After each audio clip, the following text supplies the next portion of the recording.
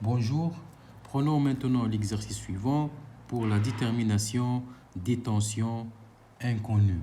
Donc, on vous demande ici de calculer la tension pour dans chaque schéma. On vous demande de déterminer la tension inconnue. Je prends le schéma de la figure A, petit a. Donc, regardez bien ici, c'est très facile. La tension A, B, les deux bornes, l'intensité de courant qui circule dans R. Ici, la tension E qui est égale à 5 volts. Donc, je vais appliquer, donc regardez que la tension U est toujours l'inverse de I, le point de vue sens. Donc, je peux appliquer directement la loi de Maille. Qu'est-ce que je regarde ici? Que U égale la tension ici aux bornes de la résistance plus la tension aux bornes de E.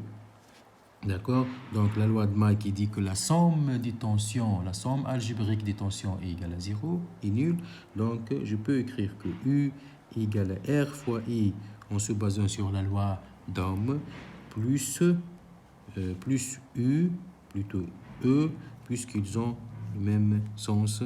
Donc, je peux tirer directement, ou bien je peux écrire directement la valeur de U, tout en tenant compte que R égale à 8 ohms, E égale à 5 volts, I égale à 0,3 ampères. Donc, la valeur de U égale à R égale à 8 fois 0,3 plus 5 volts.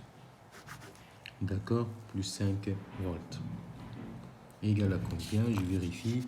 Elle est égale à, pour la valeur de A, égale 7,4 volts. Ça, c'est la valeur de la tension.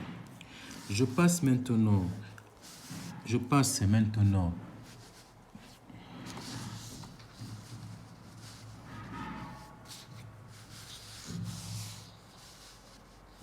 Voilà. Je passe maintenant au circuit de la figure B. Donc ici, on a la résistance. On a ici le générateur A et B, la tension E, la résistance R et l'intensité de courant I. Et j'applique la loi des mailles pour calculer la tension U. Qu'est-ce que je remarque ici? Je remarque ici que R fois I, ici, R fois I a le même sens que U, alors que E, c'est le sens inverse, et que U égale à R fois I moins E. D'accord? Moins E. Donc, par application numérique, tout en tenant compte que la résistance R égale à 30 ohms, l'intensité de courant I égale à 0,1 ampère et E égale à 15 volts. Donc, la valeur de U, elle est égale à 30 fois 0,1 moins 15, elle est égale à moins 12 volts. Moins 12 volts. D'accord? Voilà donc pour cet exercice et je vous remercie pour votre attention. Merci.